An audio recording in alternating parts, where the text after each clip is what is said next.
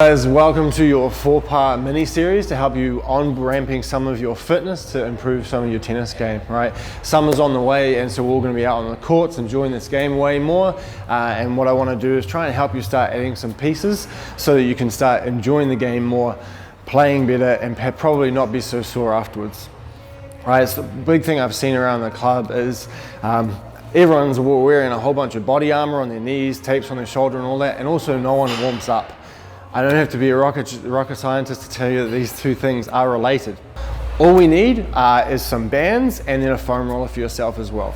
This is all sort of designed about things you can do if you're not going to the gym, but later on down the track, as you get better, you will need to start to add some weight. Our first one is going to be just a warm-up. Really basic stuff, but no one does it, right? We all sort of walk in there after work or whatever it is and go for a hit. Going through a good warm-up will improve your performance, will reduce your injury, and also it's a good time to change mode, right? Leave your work at work, leave whatever the kids have been up to today, and now it's your time to enjoy your recreation. After that, we're going to look at some mobility stuff. I'm going to make a couple of assumptions of things that apply to a lot of people, and I'll take you through how to fix them. And then the last two are going to be a couple of small workouts for you. The first one is going to be on something we call force acceptance and balance. And the second one of those is going to be about force production. All right, on to our warm-up. So all of these things are cumulative, they stack onto each other, right? This is your first one that you need to do. Get a handle on this one and then add the second part, right? So we need to start getting some blood flow through our muscles, and we need to start getting some good activity through those muscles so that when we need them, they're there and they're firing, right? The other thing, like I said before, your warm-up is your sequence to change mode in your mind. So you're in tennis mode now, we're here to play. So we're just gonna get moving a little bit now. I'm gonna show you some of the ways that I like to start warming up. There's a lot of different approaches to this, but this is a nice simple way for you to get in there and go through the sequence and then start your game. All right, so the first thing I like to do when I arrive is just run some circles from the bottom up through my joints. One of the big parts about this is we just get to do a little bit of a body scan, right? It's not super scientific, but again, like I said, it's about changing modes. And when I'm going through this, I might go, oh, my ankles are really stiff today. Oh, my knees are really stiff today. And what that means is later on through my warm-up, I can pay a little bit more attention to those areas and make sure I sort of warm them up in a bit more depth. So just through the ankles, 2 circles, we're going to bring our feet together and our knees together, hands on our knees, and we're going to roll some circles there as well. Just 10 or so each way is going to be enough. Focus on how it feels. I've got a dodgy left knee and I can feel that going a little bit more, so I'm going to make sure I focus on that a little bit more when I'm warming up. Up standing, we're going to move into our hips, and again, just make some big circles around, right? You might feel your low back's a little bit tight today, that's fine. That means, okay, I'm gonna have to focus a little bit more on my hip hinging when I go through some more of the warm-up movements, okay? And then once we're done from our hips, we're gonna move into our upper body a little bit as well. Start with some rotations. Really important, we're looking at trying to get our spine moving, so we wanna leave our hips here. If I go like this is all my hips, no point, right? Let's keep our hips nice and square and rotate. Hold a little bit, and then come back the other way. Left, right, and then up as well.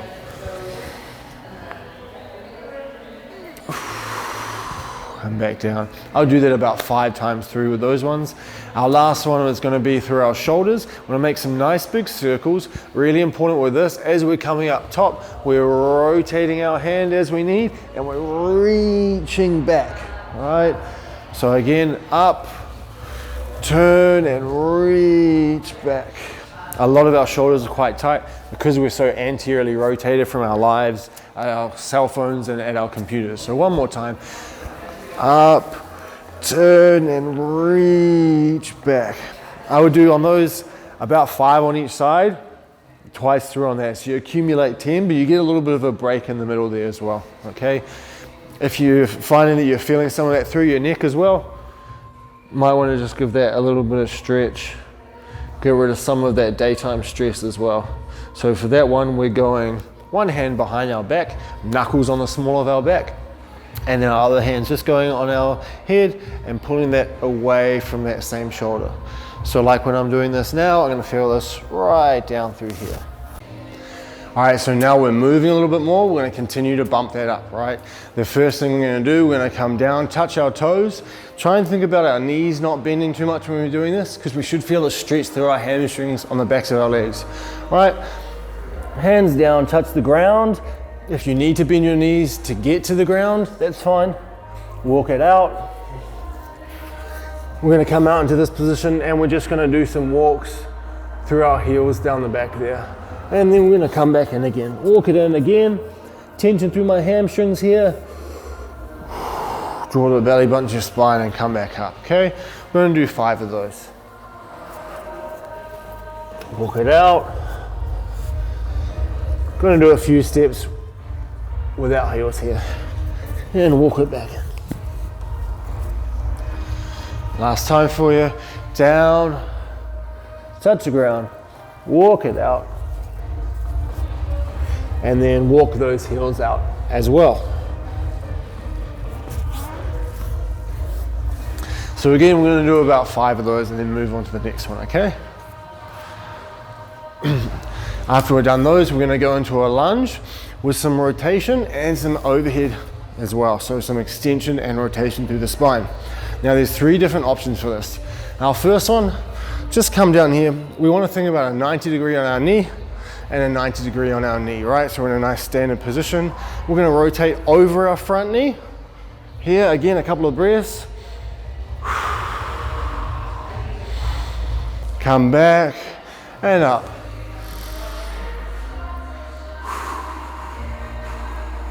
Cool, and that's 1. Again, we're gonna do 5 each side.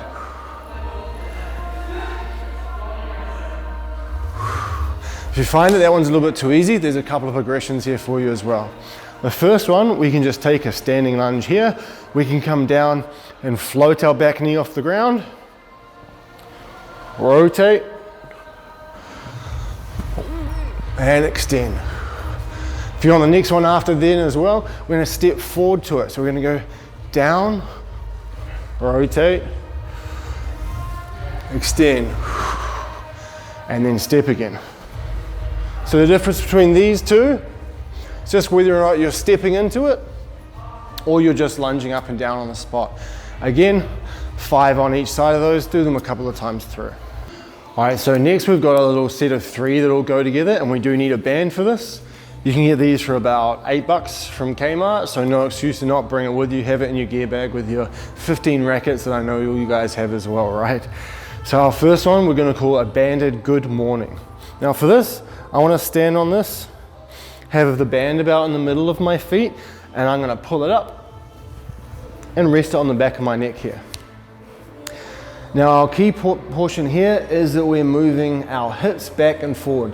So remember I said earlier, if your back's a little bit sore today, you wanna focus on this, make sure you're doing it really well, and maybe even you wanna do a couple of extra sets. I like to just hold on to the band because otherwise I don't know what to do with my hands and it's a little awkward.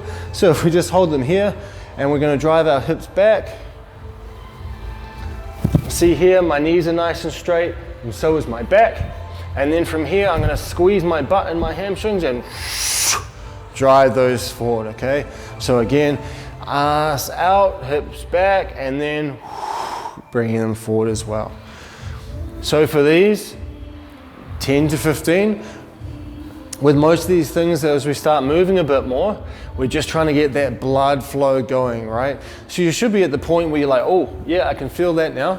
Push a little bit past that, but don't exhaust yourself, right? We're warming up, not going to failure.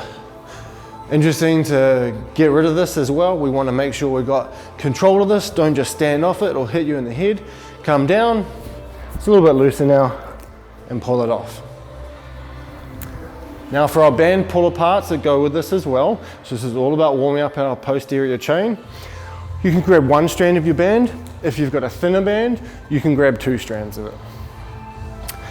Start with your arms out straight in front of you. I like to start them about eye level.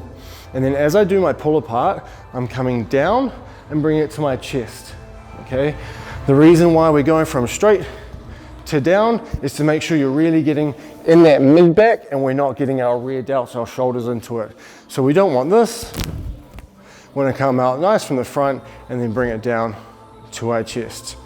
Again, probably about 15 of these. Get some heat in there, push a little bit more from it, and then you're good for this set. And so the last one in this little series is a calf raise. Really important. I want you to get into that negative range of motion and then come back up as well. There's heaps of steps around. There's plenty of things you can do this on, and you can hold on to something to make sure that you're not putting too much effort into it, right? Like I said again, we don't want to be exhausted here. So dropping all the way down, heels below what we're standing on, and then driving our toes and forefoot through and coming up nice and tall. Down again. Quite nice to hold at the bottom there for a second and then come back up, get that stretch on. Okay, so that's the third one in this series, and again, you're going to do 3 to 4 rounds of this, but that's something that you're able to regulate yourself as well based on how you're feeling today. All right, now we're starting to increase that load a little bit, okay? We're going to do one for our lower body, and we're going to do something for our upper body as well. There's a couple of options available to us here as well. The first one is just your squat, right? No worries, pretty straightforward. I'm not going to go too much into the in-depth details of a correct squat mechanic because there's a lot of things to address, and you know they're going to be quite specific to you of what we need to polish. But essentially, knees out over the toes, butt back, try and keep that chest up, okay? Your option for that, if you find that just doing some bodyweight squats is a little too easy, is to get into your lunge. Now we've already done some lunges with our rotations before. This is going to be a lot more volume on there. Really trying to fire up those quads because that's what's going to help us with some of our stability on our knee. So again, going down to that 90-90 position and up. So just rep it out on these ones. If you feel like you need to, you can hold on to the fence or whatever's next to you as well. That's no worries. If it helps you get some better reps in and get some better blood flow, all the better. The one that we're going to do that is something we call a pal-off press as well. So this is a little bit of anti-rotation. You know, we're playing a rotational sport, and so we want to get some of our core going as well. Tie this to the fence, pretty easy. I'm going to bring one hand through and make a fist. Take my other hand and place that on top. I want to stand 90 degrees to where the force is going. I'm going to start just above my belly button and just push my arms out nice and straight. I'm going to do this for 10 reps, but your reps aren't where you're actually achieving the work. You're achieving the work by keeping that tension. So 10 of these reps, bit of a waste of time. Some nice controlled ones. This band's pulling me here and I'm resisting it as well. So you should be feeling this through the sides of your trunk and then also a little bit of your glute on the near side as well. Nice and controlled.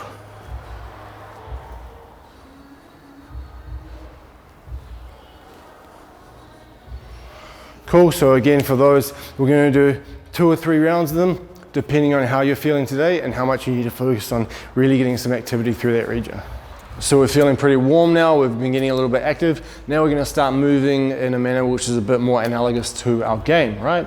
We're going to do some more jogs back and forth. Remember that change of direction is going to be really important to load that knee, and then side to side as well.